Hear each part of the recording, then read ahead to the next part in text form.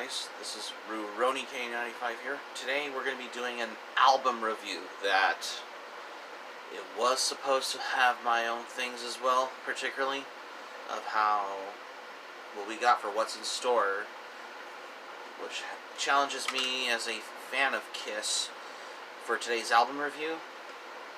Carnival of Souls, the final sessions. Yeah, it's this album from Kiss as well. Before we dive into this as well, you know, you all haven't known about this album though, because Kiss did when Kiss did their album, Carnival of Souls: The Final Sessions, people has been calling it as Kiss's grunge album or something. Well, because there's some songs that are almost borderline grunge-ish kind of song, but I know there's some songs that are heavier on that one particularly, and this is one of those albums that it was supposed to think for this as well, for how I wanted to come by for that as well. This is how Kiss released this album on October 28th or 27th, 1997, because they had to finish this album very quick, and just because the reunion tour thing was going on with the original Kiss lineup is happening. So this is something for what Gene and Paul had a lot to do for when they released this album. I mean, this is how I wanted to come by for this as well. Although this album is co-produced by Gene Simmons and Paul Stanley with Toby Wright on this album, because I know this how I want. And yeah, because how they slap it in the title is the final sessions on here, because I guess this is their final album in the non-makeup era in 1997. I mean, this album could have been almost as great as Kiss's previous album, Revenge, as well. Like most Kiss albums, but then again, just considering how most of the other previous Kiss albums of the 80s were from Lick It Up, Animalize, Asylum, Crazy Nights, and Hot in the Shade were our glam metal albums on there. Unlike the previous albums during the makeup era in the 70s as well. Like when Kiss did their album Dynasty in 1979, which is the disco record.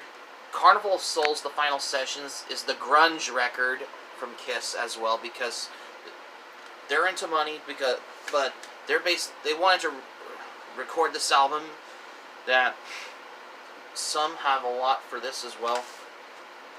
So I'll tell you more about it after we get into the songs. So let's get into the list of the songs. Track 1, Hate. That's the heaviest song that features Gene Simmons on the vocals, with a raw aggression, heavier track, could have been almost as heavy as the song Unholy from their album Revenge as well. Track 2, Rain.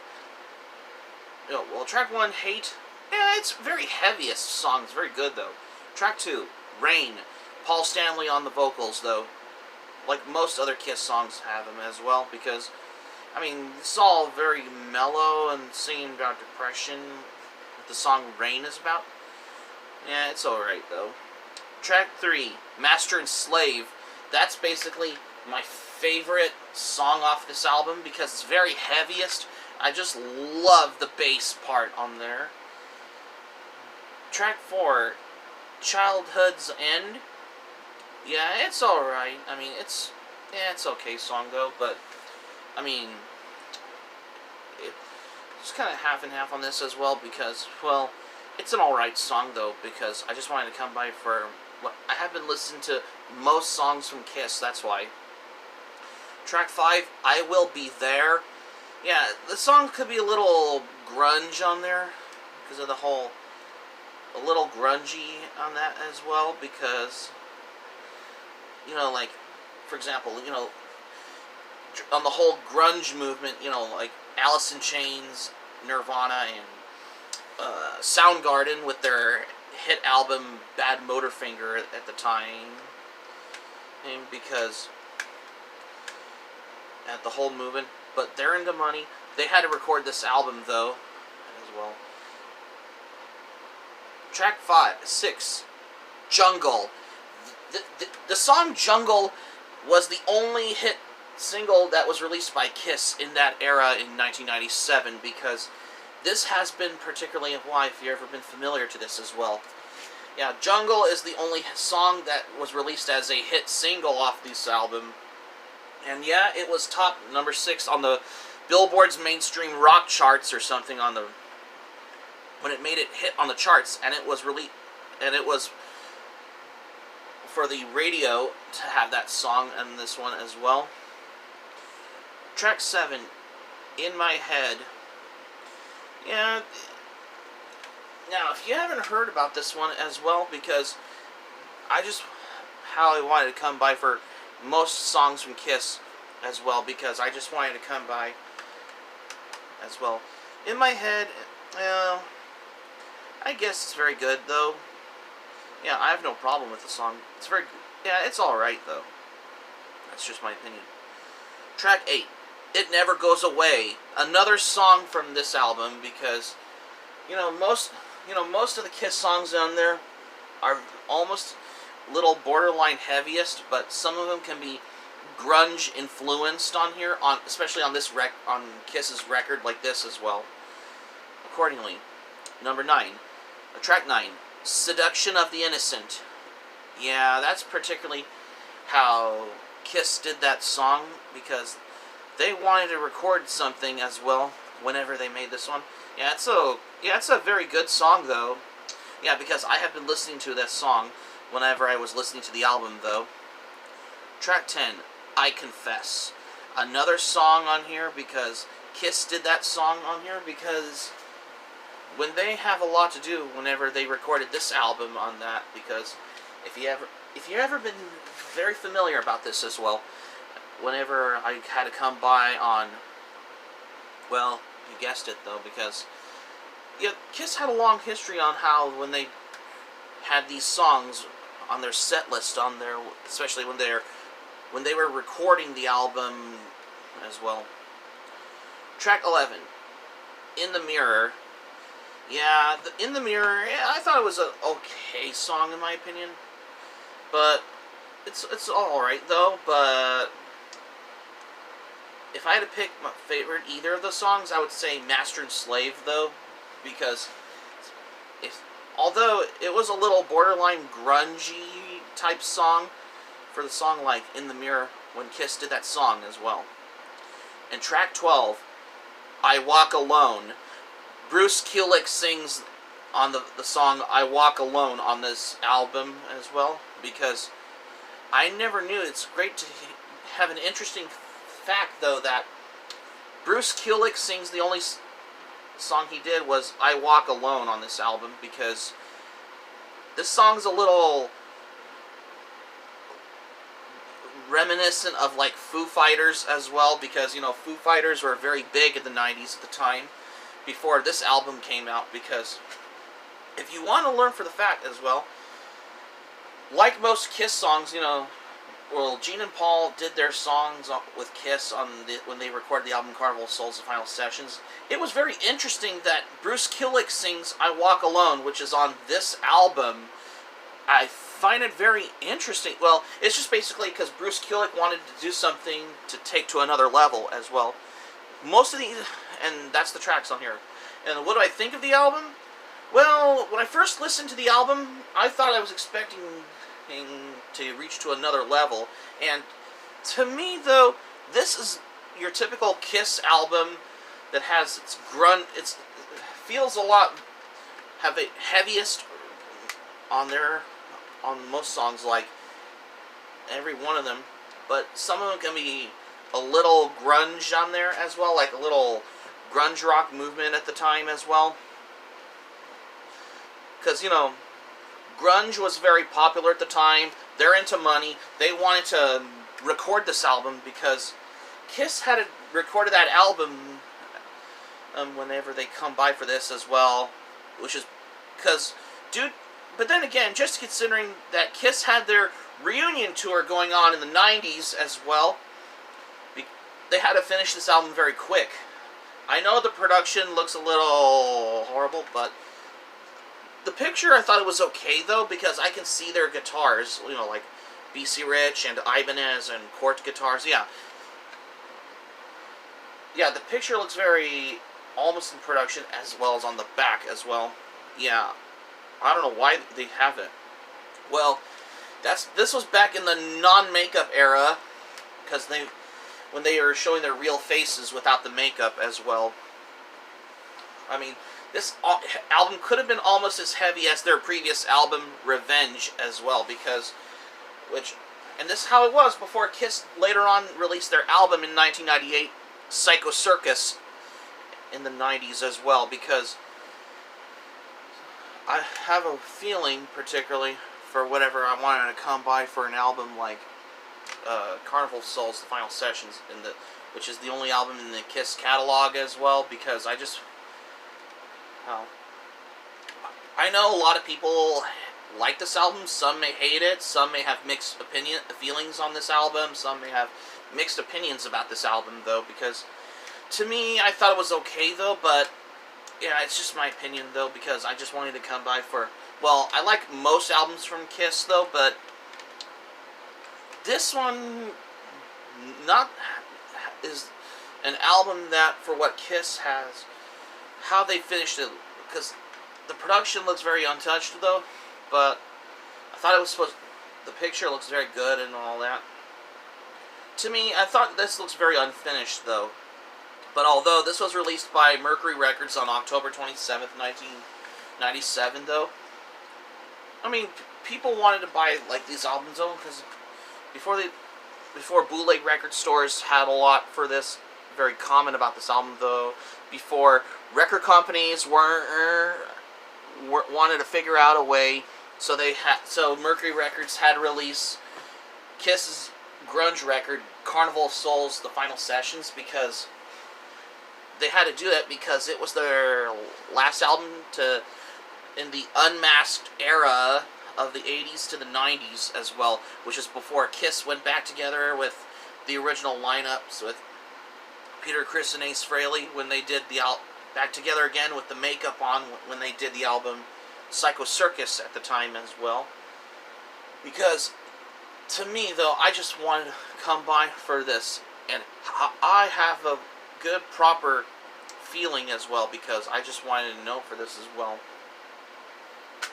Most of the songs on there were very heavy on this one as well, because I just wanted to come by for an album like this as well, because if I wouldn't be surprised if the song Master and Slave would have been a hit on single off the album. But that would have been the second off this album. None of these songs that Kiss never performed live from this album, I mean, even if it did, it would have been flopped as well, because for what the mainstream rock album charts weren't in shock, because that's how I wanted to come by about this album, though.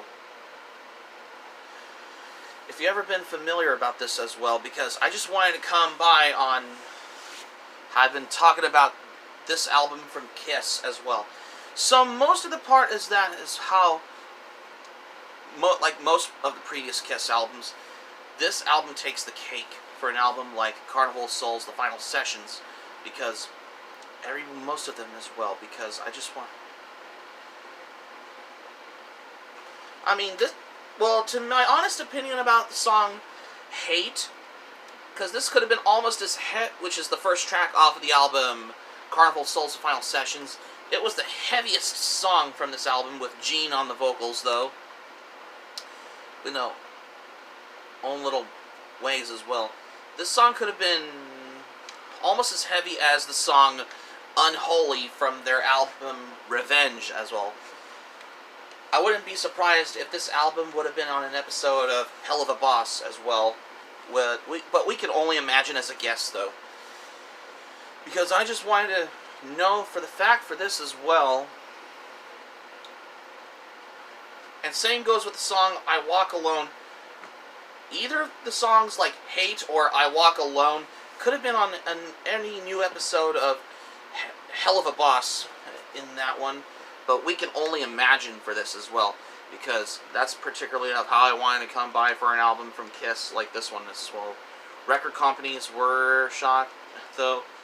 So Mercury Records released it on October 28, 1997, or 27th as well. All I'm going to have to say is that Kiss's album, Carnival of Souls, The Final Sessions, is the grunge album in the Kiss catalog. That's the only album with their last album to feature without their makeup as well. This is before Kiss went back together with the makeup on when they did Psycho Circus in 1998 as well. Because I just wanted to come by for an album like this as well. Like most Kiss albums, some of them songs can be borderline grunge influenced. You know, like it never goes away, I confess, or In My Head, or I Will Be There. It could be influenced as well on the whole grunge movement, though, because, you know, take for examples on most grunge bands, you know, like Pearl Jam, Alice in Chains, and Nirvana, as well as Soundgarden, which is with their hit album Bad Motorfinger album. It was very popular at the time. And the song I Walk Alone is very Foo Fighters influenced, because it's the only song that features Bruce Kulick on the vocals in that song as well. And what I think of this album, it's alright. I didn't know that this was the grunge album that many Kiss fans have known. My score for this album, a 10 out of 10, and the rating for this one, I'm going to give it a 9 out of 10 as well for this album as well, accordingly as well. Because I wanted to come by whenever I come to explain about, like, most Kiss's albums, that's why, for this, accordingly as well. So that's going to be it for my album review on Carnival of Souls, The Final Sessions, which is the album from Kiss for today's album review. Thank you for watching, but before we go, here's what I'm going to say about this one. This is the first time I wanted to talk about an album from Kiss, like Carnival of Souls, The Final Sessions, for the very first time, because I have been thinking about doing an album review, because I have getting to the whole leaps and bounds in another level as well, because I just want to come by for that as well, because I have been listening to most of the times as well, because it has particularly. And one thing that's changed, like any of the songs from Kiss's album, Carnival of Souls, The Final Sessions, was not performing live. Some of them were never performed live, as if they were there frequently, though, because I know a lot of people like this album. Some may hate this album. Some can have mixed opinions about it, or mixed feelings about the album. Well, to me, it's an okay, though, because, I mean, it just looks very unfinished, though, because Kiss had to release this album very quick, because they had the reunion tour thing going on when Kiss had a lot for this as well. Accordingly, that's why. Hope to subscribe for more content. Be sure, by clicking on the subscribe buttons. Click on the subscribe button. Be sure to subscribe to my channel, especially if you're new to my channel. Oh, if you're a newcomer, smack the notifications bell button. Be sure to get notified also as well for more latest updates, just to keep you notified as well. Smack the like button if you enjoyed the video. Let me know your thoughts in the comments section below. Your thoughts on this. Just let me know if you like as well, because, like, any of your thoughts about the Kiss album, Carnival of Souls, The Final Sessions, just let me know, because, you know, I was a little half and half on, have the whole curiosity about Kiss's album, Carnival of Souls, The Final Sessions, because I just wanted to come by for this accordingly, because, just let me know. That'll be in the comments section below, if you like as well. And also, be sure to check out my Anime Planet or Analyst at your leisure at this point, because I've been literally getting into Letterboxd. That's why. From World Cinema, Ralph Bakshi Films, Italian Cinema from Ruggiero Deodato, Bruno Bozzetto, and Dario Argento, stuff like that as well. And I'm also getting into web series from Vivzipop, you know, like from Has Been Hotel to Hell of a Boss as well. And I'm also literally getting into metal documentaries Also, from Get Thrashed, The Story of Metal, Come On Feel the Noise, The Story of How Rock Became Metal, and Murder in the Front Row, The History of Bay Area Thrash as well. And I'm also getting into more album reviews because I've been literally getting into some album reviews. That's why, because I have the whole variety of it. I have a whole different types of content in the variety of it as well, in case you don't notice as well also. And also be sure to check it out as well, accordingly as well, in case you wonder, to the curiosity I have as well. And also be sure to check this one out at your leisure as well. And that's all I have what I got for today. Wow, this is the first time I wanted to review another Kiss album, that's why. This is Roni K95 saying thank you for watching my video, and I'm glad you liked it. I hope you enjoy it. Hope to see you soon for the next video. And be sure to stay safe and stay healthy, and have a great day.